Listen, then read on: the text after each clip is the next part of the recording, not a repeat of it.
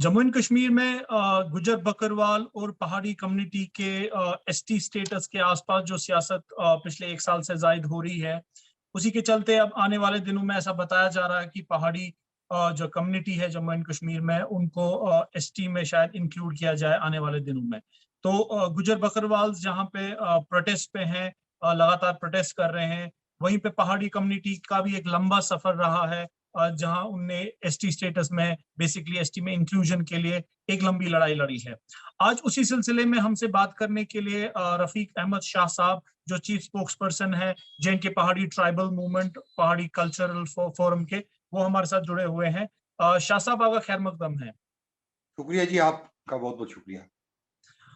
मेरा सवाल है कि पहाड़ी जो कम्युनिटी है, उनका एक लंबा सफर रहा है, काफी टाइम से आप एसटी में आने की का एक आपका डिमांड रहा है, लेकिन साथ ही साथ में जो गुजर और बकरवाल कम्युनिटी है, वो प्रोटेस्ट पे है जम्मू एंड कश्मीर में। तो आप इसको कैसे देखते हैं, इस पूरे इशू को कैसे देखते हैं? देखिए जी, जहां तक पहाड़ी जो ethnic cultural and linguistic geographical tribe है, ये 1947 से अब तक 75 वर्ष गुजर चुके हैं।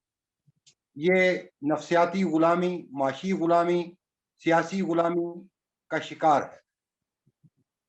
और पहाड़ी कबीला जो है, ये गुज़िश्ता 50 वर्ष से अपने हक की लड़ाई लड़ रहा है, हक इंसाफ की।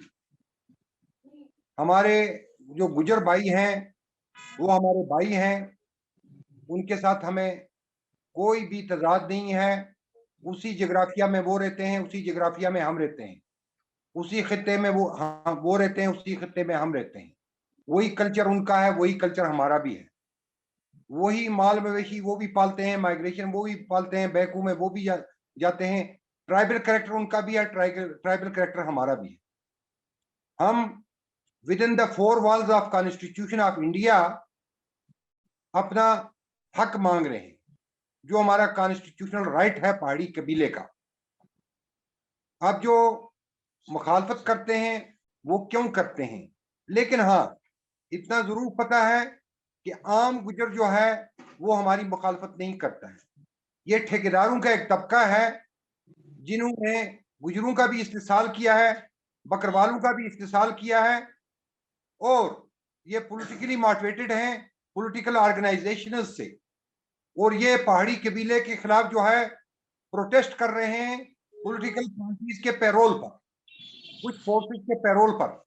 क्योंकि जब गुजर और पहाड़ी यूनाइट हो जाएंगे तो ये एक नई फोर्स खड़ा हो जाती है। गुजर बकरवाल कम्युनिटी में जो इस टाइम प्रोटेस्ट चल रहा है, बार बार एक लफ्ज इस्तेमाल किया गया पहाड़ियों को लेके कि वो बेसिकली इलीट्स है, और जो गुजर बकरवाल है वो आज भी पहाड़ी कम्युनिटी के जो लोग हैं उनके यहाँ काम करते हैं, मीनियल से काम भी या बाकी काम भी।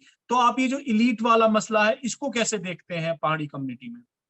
वो देखिए, वो मैं नहीं समझता हूं कि वो कौन से पैमाने लगा रहे हैं। मैं अभी अभी जुमागंज से आ रहा हूं, जहां आज मेरा जलसा था होम मिनिस्टर के जो यहां आने का प्रोग्राम है उसको लेकर। गुज्जर और पहाड़ी एक ही जगह रहते हैं, एक ही जैसी जिंदगी गुजारते हैं, भेड़ बकरियां चराते हैं, माल मवेशी पालते हैं और उस पर गुजारा करते हैं। अब जहां तक एलिट होने का ताल्लुक है, कोई आदमी वकील बन गया है, कोई आदमी डॉक्टर बन गया है, वो 0.0001% के बराबर भी नहीं है। आप देखें पहाड़ियों में कितने आईपीएस हैं, पहाड़ियों में कितने आईएएस हैं, पहाड़ियों में कितने ए क्लास गेजेटेड ऑफिसर हैं। उस पर मैं गवर्नमेंट ऑफ इंडिया से रिक्वेस्ट करता हूं वो सर्वे करवाए। पहाड़ी बिल्कुल जो है मजलूम है, पहाड़ी बिल्कुल मिस्कीन है, पहाड़ी दबला कुचा हुआ है, और पहाड़ी सियासी तौर दबाया गया है, समाजी तौर दबाया गया है, माशी तौर दबाया गया है। बेसिकली पहाड़ियों को दबाने के लिए ही इस रियासत जम्मू कश्मीर को तोड़ा गया था। और वो डिवीजन जो था रियासत जम्मू कश्मीर का, वो कोई रिलीजियस बेस्ड डिवीजन नहीं था, वो एक कल्चरल डिवीजन था। जो हमारे गुजर भाई हैं, वो 1990 से लगभग यहाँ शेड्यूल ट्राइब जो है इंजॉय कर रहे हैं। और वो बहुत आगे चले गए हैं।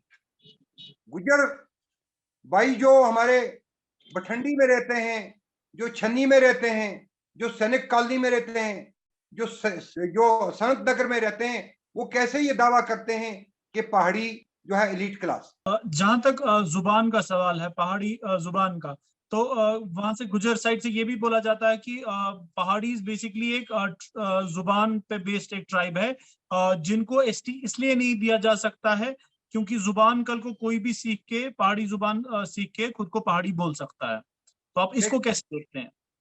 हाँ बिल्कुल, मैं इसका जवाब दे दूंगा आपको।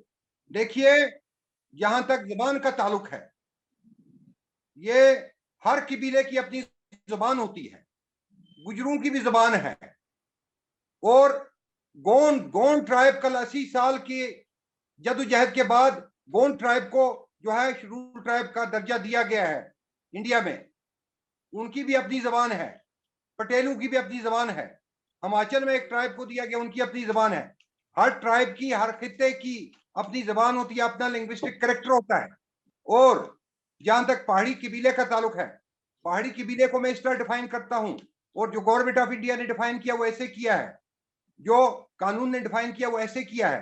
पहाड़ी ethnic, cultural, linguistic and geographical tribe है। ये हमारा कल्चर है, हमारी सकाफत है, हमारी लैंग्वेज है, हमारा जोग्राफिया है।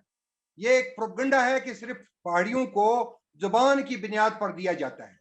ये जुबान की बुनियाद पर नहीं है। हमारे ट्राइबल करेक्टर पर रिसर्च हुई है, गवर्नमेंट ऑफ इंडिया ने रिसर्च की है, और जो बैकवर्ड क्लासेस कमीशन अभी बनाया गया था, उन्होंने इस पर रिसर्च की, इसको एग्जामिन किया, फिर रिकमेंड किया है। उससे पहले पीरजादा कमेटी बनी थी। पीरजादा कमेटी ने भी इसको जो है इसकी सोशो इकोनॉमिक जो रिपोर्ट दी है उसमें भी रिकमेंड किया गया। गुजरी जो जबान जो है वो तो यहाँ शेख भी बोलते हैं, मेरे यहाँ मीर भी बोलते हैं। पुंछ रजौरी में, पुंछ में वहां मीर भी गुजरी जबान बोलते हैं। तो उसका मतलब नहीं है उनको शेड्यूल ट्राइब दिया गया है। जबान की बुनियाद पर नहीं है, बल्कि ये ट्राइबल करेक्टर की बुनियाद पर। शाह साहब, जब ये रिजर्वेशन एसटीज का, जो एसटी रिजर्वेशन बेसिकली कोटा मिला गुजर्स और बकरवाल्स को 90s में, अर्ली 90s में, तो उस टाइम पहाड़ी कम्युनिटी को इंक्लूड नहीं किया गया। अब आपने बहुत सारे कमीशन का भी जिक्र किया, तो आपको क्या लगता है कि अभी तक क्यों नहीं हो पाया, और अब आपको लग रहा है शायद हो जाए, अभी तक क्यों नहीं हो पाया आपके नजदीक? मतलब हु इज रेस्पॉन्सिबल? देखिए, मैं आपको एक बात खुलकर कहना चाहता हूं कि उस वक्त जब गुजरों को शेड्यूल ट्राइब मिला, बहुत सारी कम्युनिटीज का यहां से गया था। सिर्फ पहाड़ी कम्युनिटी को और एक दो कम्युनिटियों को और ड्रॉप किया गया। उसकी सबसे बड़ी वजह यह थी कि हमारे पास वहां पर सेंटर में पॉलिटिकल पावर नहीं था, और हमारा कोई पॉलिटिकल रिप्रेजेंटेटिव वहां पर नहीं था। और मैं खुलकर यह बात कहना चाहता हूं, बगैर किसी हिचकिचाहट के, जो पास्ट की मरकजी सरकारें गई हैं, उन्होंने पहाड़ियों को इग्नोर किया है।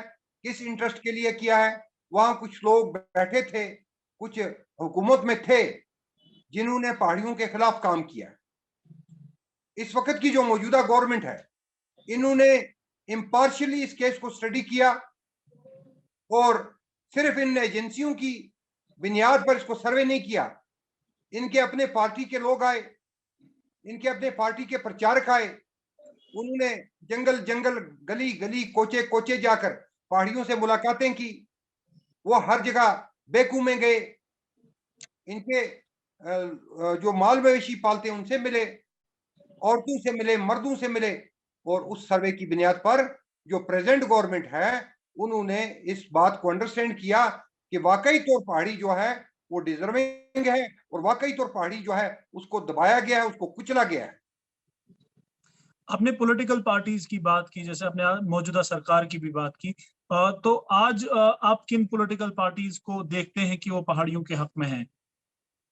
देखिए, मैं उसमें नहीं जाना चाहता हूं कौन हक में है कौन नहीं है, लेकिन मैं ये कहूंगा कि जो मौजूदा मरकजी सरकार है, मौजूदा मरकजी सरकार ने हमारे केस को अंडरस्टैंड किया है।